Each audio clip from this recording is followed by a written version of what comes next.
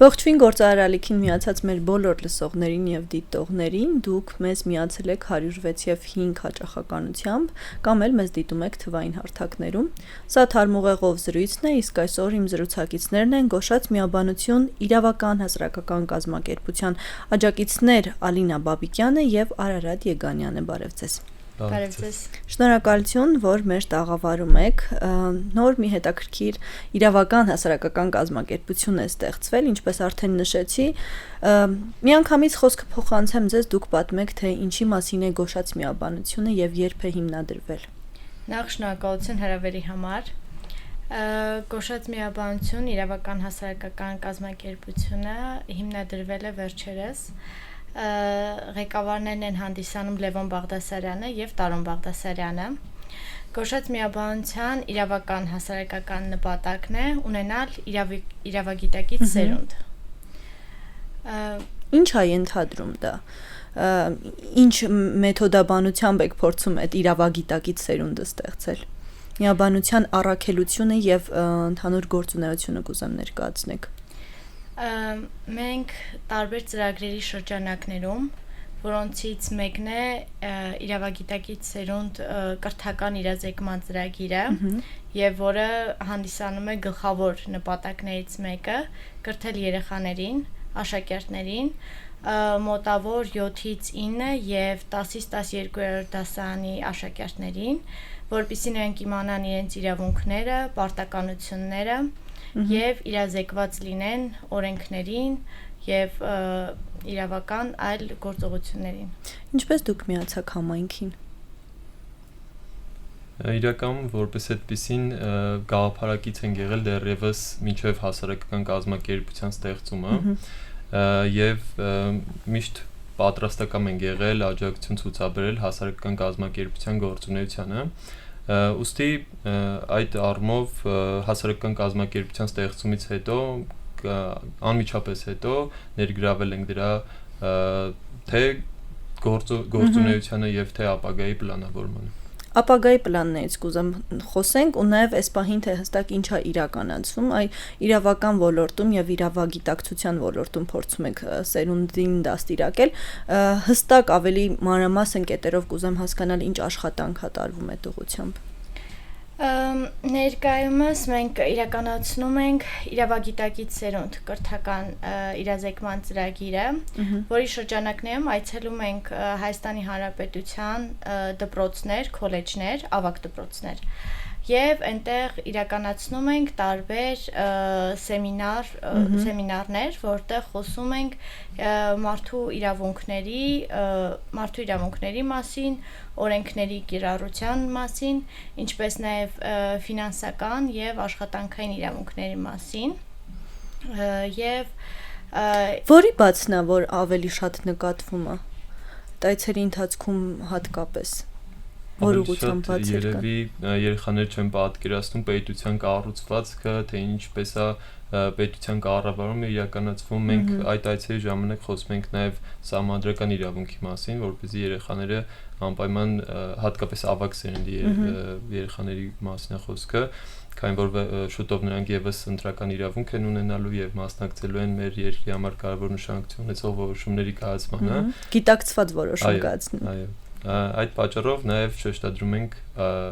պետության կառուցվածքին, պետության ընդհանուր կառավարմանը, թե ինչպես է դա տեղի ունենում, բայց երեխաները իրականում հետաքրքրված են գրեթե բոլոր թեմաներով, թե ֆինանսական իրավունքի վերաբերյալ եւ թե քրեական իրավունքի վերաբերյալ։ Այ իրավունքը միշտ այսպես բարդ է, չէ, ընկալվում։ Օրենքներ, թվեր հաճախ, որ միշտ դժվար է հիշելու, միշտ դժվար է ընկալել ու ընդունել, հատկապես դպրոցականների համար։ Այ ինչ մեթոդաբանությամբ եք փորձում դա իրականացնել, որ ավելի հանրամատչելի լինի ու ավելի այսպես ընկալվի երեխաների կողմից։ Երեխաներին ներկայացնում ենք ավելի պարզ բառերով, ավելի ոչ տերմինաբանությամբ։ Իրավիճակային փորձում ենք ներկայացնել։ Դե քանի որ սեմինարների ձևով է տեղի ունենում այդ դասընթացները կոնկրետ այդ ծրագրի շրջանակներում, մենք ավելի շատ հարց-պատասխան ձևաչափն ենք ընտրել, իհարկե սկզբից որոշակի նյութ ենք տալիս հասկանալու համար, երեխաների մոտ պատկերացում առաջացնելու համար, թե ինչ է իրավունքը, ինչ է օրենքը։ Դրանից հետո երեխաները որպես կանոն չեն էլ թողնում ենք շարունակենք մնացած նյութի ներկայացումը, որովհետև այնքան հարցեր են առաջանում իրենց մոտ, եւ դա նորմալ է, ու մենք հիմնականում այդ հարց-պատասխան ֆորմատով նրանց փորձում ենք իրենց իրավունքների եւ պարտականությունների մասին պատմել։ Եթե ես չեմ սխալվում, դպրոցում ամեն դեպքում կար առարկա, որի շրջանակում իրավունք ուսումնասիրվում էր։ Այս պահի դրությամբ արդյոք այդպես համընդհանուր էլի այդ առարկան ուսումնասիրվում է, թե ինչ որ չափով հանված, ոնց է այդ ուղղությամբ եւ ձեր համագործակցությունը ինչպես է ստեղծվել դպրոցների հետ։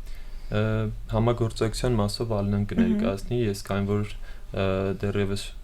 շատ վաղ ապագայում անցյալում չեմ ավարտել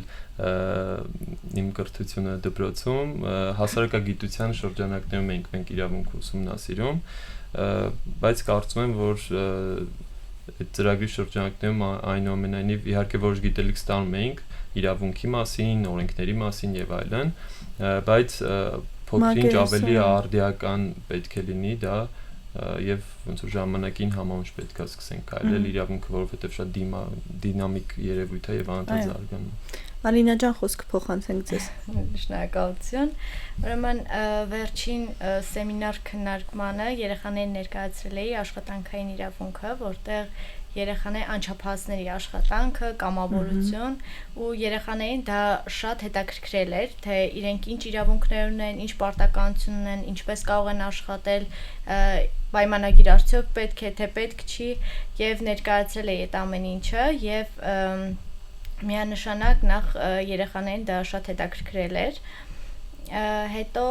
մենք փորձում ենք հասարակագիտություն առարկայից ավելի դուրս գալ եւ այլ իրավական ճյուղեր, այլ հետաքրքիր թեմաներ, ակտուալ թեմաներ երեխաներին ներկայացնել, որոնք նրանք շատ կհետաքրքրի։ Ինչն է այս բանը ամենաակտուալը ձեզ։ Սահմանադրություն, ֆինանսական բուրգի հետ կապված երեխաները շատ հետաքրքրված էին, որպեսզի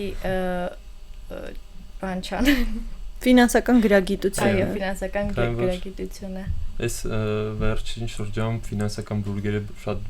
լայն տարածում են ստացել։ Նրանք հետաքրքրվում էին ֆինանսական բուրգի ինչ սխեմով է գործում եւ դրա համար քրեական պատասխանատվությունը ինչպիսին է եւ այլն։ Կնկարագրեք Ֆինանսական բուրգը։ Այո։ Ֆինանսական բուրգը միայն անդամության, այսպես ասած, նոր անդամներ ներգրավելու հիման վրա շահույթ ստանալու համար ստեղծված հանցավոր կազմակերպություն է, եթե այսպես նկարագրենք, այսինքն դրա միակ եկամուտի աղբյուրը այն է, որ նոր անդամներ ներգրավեն եւ այդ անդամները նոր անդամավճարներ վճարեն։ Հասկանալի է։ Այ ասացիք, որ շատ են հետաքրքրվել երեխաները հատկապես աշխատանքային իրավունքով, կան աշխատող երեխաներ, ովքեր հաճախում են դպրոց, զուգահեռ փորձում են աշխատել, այդ հետաքրքրվածությունը հատկապես ինչով էր պայմանավորված։ Հենց աշխատող երեխաներ չենք հանդիպել, իրականում հարցնում ենք ամենասկզբից, ովքեր են աշխատում, ովքեր են ցանկանում աշխատել,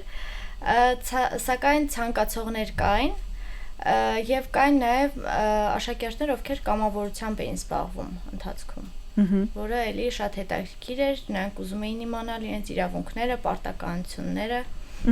Կամավորությունը առհասարակ ինչ կարևորություն ունի դպրոցահասակների համար։ Արդյոք դուք էլ անցել եք նման փուլերով, քանի որ այ դուք դեռևս ուսանող եք, դուք ավարտել եք, եթե չեմ սխալվում։ Այդ մասով կուզեմ ձեր կարծիքը նաեւ ասեք։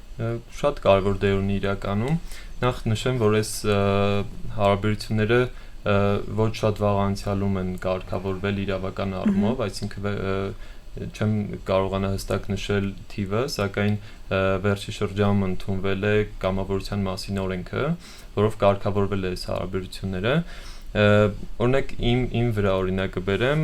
կամավորությամբ զբաղվում եմ դեռևս 2018 թվականից, Wikimedia Հայաստան հասարակական կազմակերպության անդամ եմ, հայերեն Wikipedia-ի խմբագիր եմ եւ այս կամավորական աշխատանքի շրջանակներում շատ լայն գիտելիքներ եմ ստացել եւ հենց այդ պատճառով է, որ նաեւ այս հասարակական կազմակերպության գոշած միաբանությանն եմ կամավոր կերպով աջակցում, որովհետև կարծում եմ, որ գիտելիք միակ բանն է, որը կիսվելիս չի պակասում եւ մեծ սիրով կարծում եմ մեր բոլոր աջակիցները, անդամները պատրաստ են իրենց գիտելիքը փոխանցել մեր սերնդին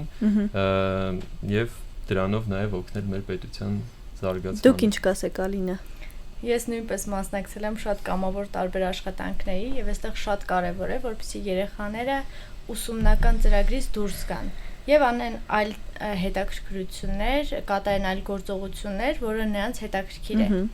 Եվ ձգտեն ավելին, հասկանան ինչ կա բացի ուսումնական պլանից այն կողմ, ինչ այլ աշխարհ կա դրսում։ Մենք կարծես թե համագործակցության մասով բաց թողեցինք, դպրոցների հետ ինչպես կարողացաք կապի դուրս գալ, համագործակցել, արդյոք բոլորը կողմ էին այս նախաձեռնությանը, թե դժվարություններ եղել են։ Դպրոցների հետ համագործակցությունը հետեւյալ ձևաչափով էր ընթանում ի սկզբանե, մենք դպրոցի ղեկավարության հետ էինք կապ հաստատում, փորձում էինք այնպիսի հարմար օր, ժամ պայմանավորվել, երբ որ տեղի ունենալու տվյալ սեմինարները, քննարկումները, սակայն մի քանի քննարկումներ, այդպիսի հանդիպումներ ունենալուց հետո որոշակի դժվարություններ առաջացան այն մասով, որ կրթության, գիտության, սպորտի եւ մշակույթի նախարարությունը այդպիսի շրջաբերական էր իջեցրել իր ենթակայության տակ գտնվող դպրոցներում, որով արգելվել էր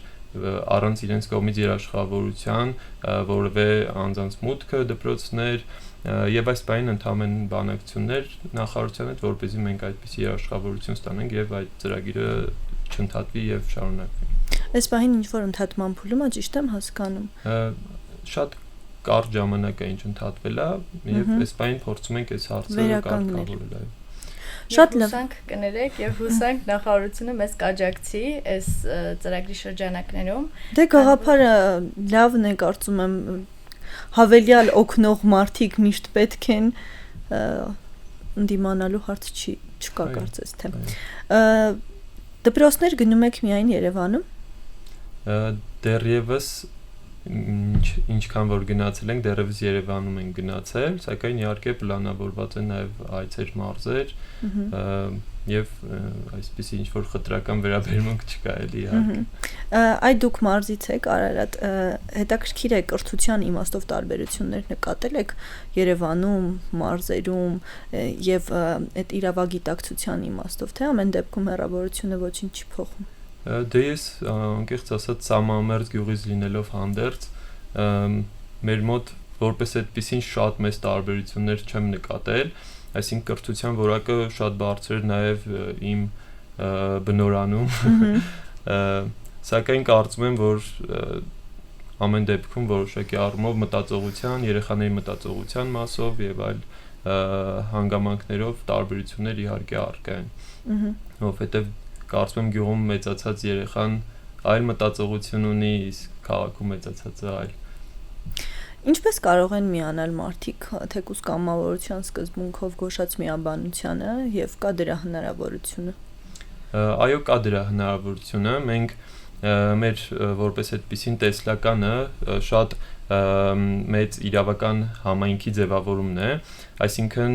թեև մենք շեշտը դնում ենք երիտասարդ իրավաբանների վրա, սակայն իհարկե սահմանափակված չենք նաև տարիքային առումով, որովհետև միանշանակ պարզ է, որ փորձն է, որ իրավաբանին ուժ է տալիս եւ մեր փորձառու իրավաբանները եւս սահմանափակված չեն միանալու եւ աջակցելու մեր գործունեությանը։ Մեր նպատակն է այնպիսի իրավական համայնքի ձևավորումը, որը շատ արագ կերպով կկարողանա արձագանքել երկրում տեղի ունեցող տարբեր իրավական դեպքերի, այսպես կոչված, երբ որ մարդու իրավունքներն են խախտվում, այսինքն մենք չենք սահմանափակվում միայն իրավագիտակից սերնդի ձևավորման գաղափարով, որովհետև մեր ապագայի պլանները շատ ավելի լայն են։ Մենք ցանկանում ենք այնպիսի կարող ուժ դառնալ, որը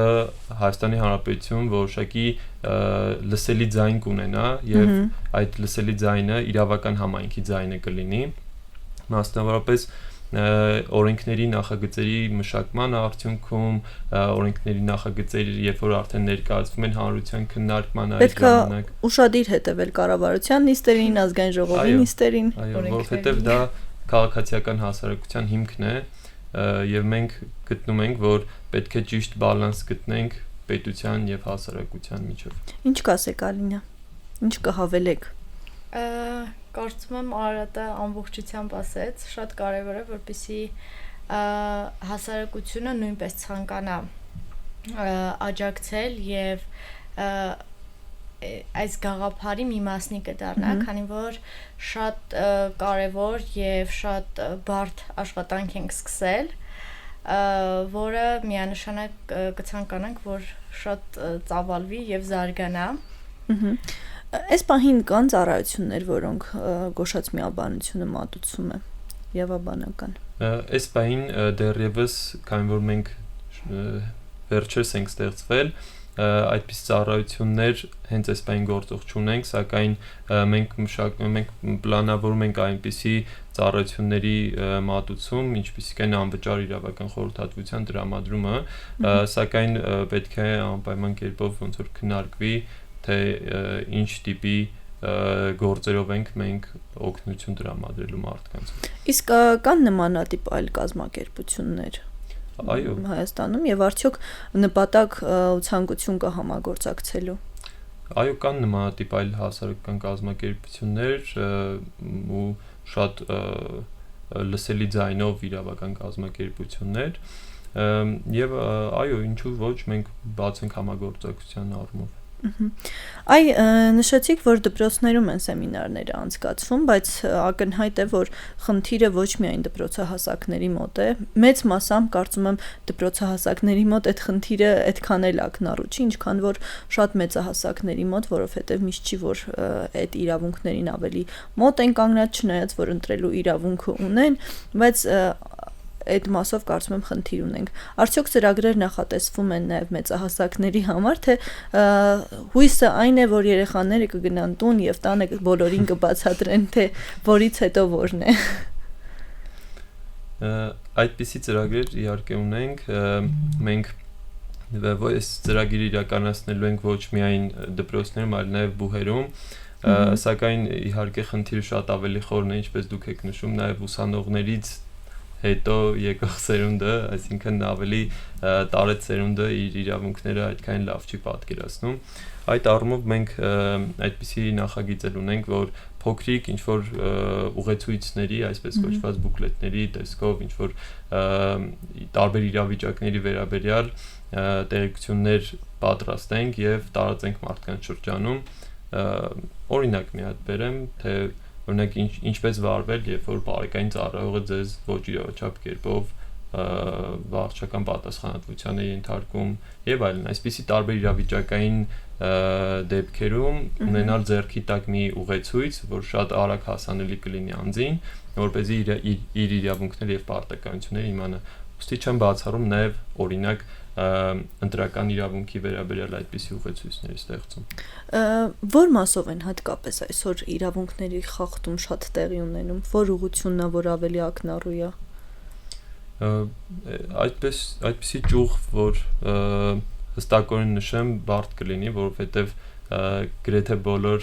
ճյուղերում էլ վստահաբար խախտումներ լինում են։ Օրինակ վարչական իրավունքի շրջանակներում վարչարության մեջ որոշակի թերություններ առկա են, որոնք պետք է վերացնեն եւ նաեւ վարչական դատարանների ծանրաբեռնվածությունը թուլանա, բայց նաեւ իհարկե աշխատանքային իրավունքի ոլորտում շատ լուրջ խնդիրներ են առկա, մարդկանց իրավունքները շատ խախտվում են նաեւ գործատուների կողմից, աշխատողների իրավունքները։ Այդ իսկ պատճառով մենք սոցցանցերում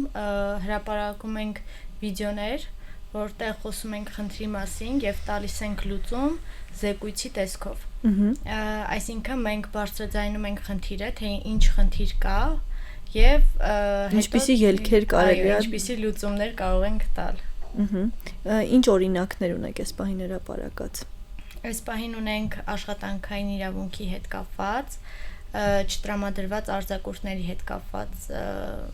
խնդիր եւ դրան լուծում եւ վարչական իրավունքի հետ կապված վարչարարության։ Քանի որ առիթը ստեղծված է, մի քանի խախտված իրավունքներ կուզեմ ներկայացնեք, որպեսզի լսարանին ավելի ծանոթ լինի մինչև ձեր մյուս տեսանյութերի հրապարակումը, ինչի հանդեպ հատկապես ուշադիր լինեն լսողները եւ դիտողները եւ ինչից զգուշանան։ Դե օրինակ բարեկային ծառայողների կողմից հաճախ կազմում են ոչ իրավաչափ ակտեր, որոնք ինչքան էլ օրենսդրությունը սահմանում է վարչական կարգով բողոքարկման ինստիտուտ, այսինքն ոչ դատական, այլ ընտրանքային ձև է սահմանում օրենքը, այնուամենայնիվ փորձը ցույց է տվել եւ մեր հարցումներն են ցույց տվել, որ